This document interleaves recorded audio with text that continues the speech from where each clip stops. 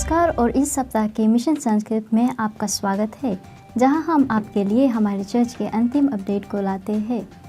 महिला, बाल और गरीबी उन्मूलन मंत्री माननीय मेरेसैनी बुनिमांगा ने पिछले हफ्ते पुस्तकालय की किताबें और एक सिलाई मशीन दान कराने के लिए सुवा एडवेंटिस्ट प्राथमिक स्कूल का दौरा किया। यह समुदायों में महिलाओं और बच्चों को सशक्त बनाने में सरकार का काम है।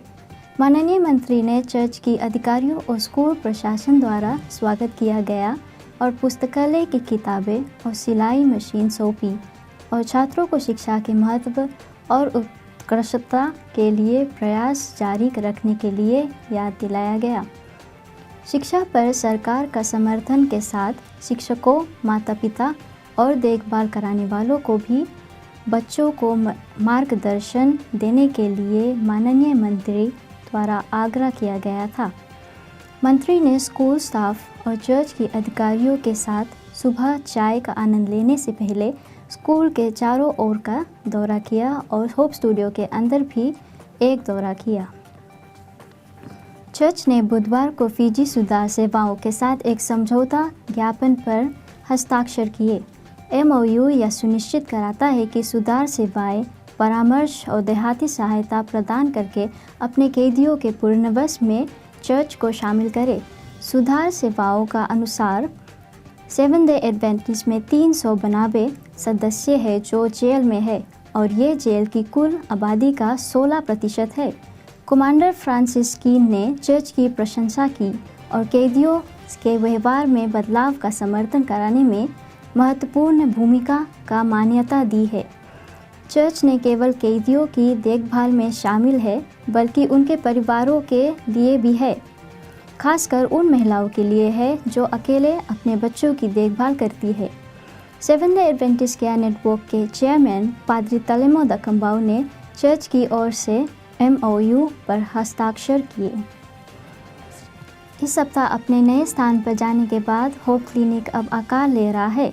नया होप क्लिनिक नए FNPF प्लाजा में स्थित है और यह फिजी में अपने तरह का पहला क्लिनिक होगा जो गैर संचारी रोगों को वैकल्पिक उपचार के रूप में लाइफस्टाइल दवा प्रदान करता है।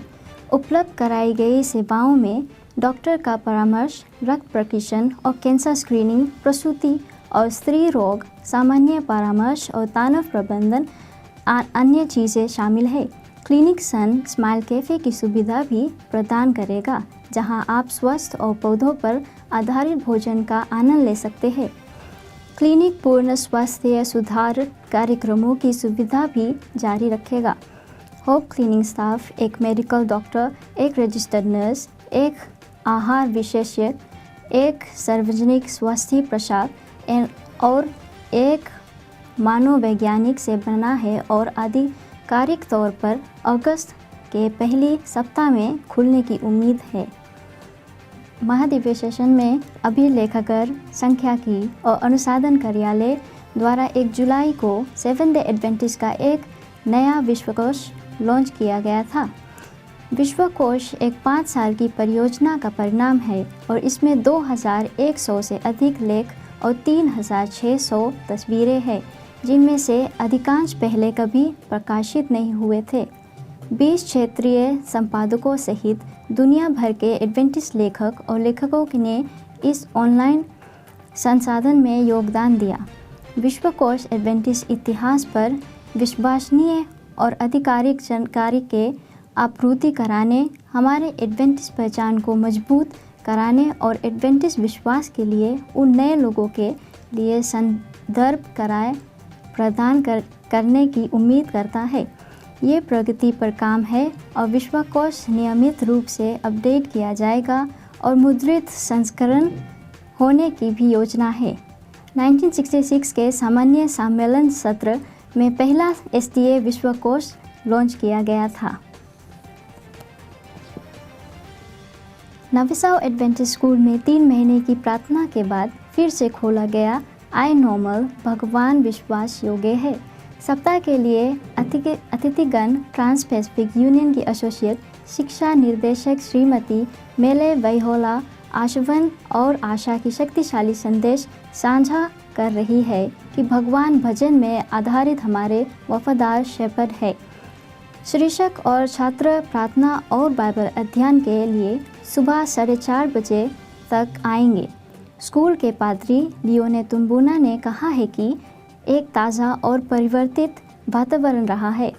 प्रार्थना के इस सप्ताह की शुरुआत पिछले सप्ताह के समय सेवा के उत्सव के साथ हुए और इस सब्त को पूजा, प्रकाशित पत्र और प्रतिबद्धता के एक विशेष कार्यक्रम के साथ समाप्त होगा।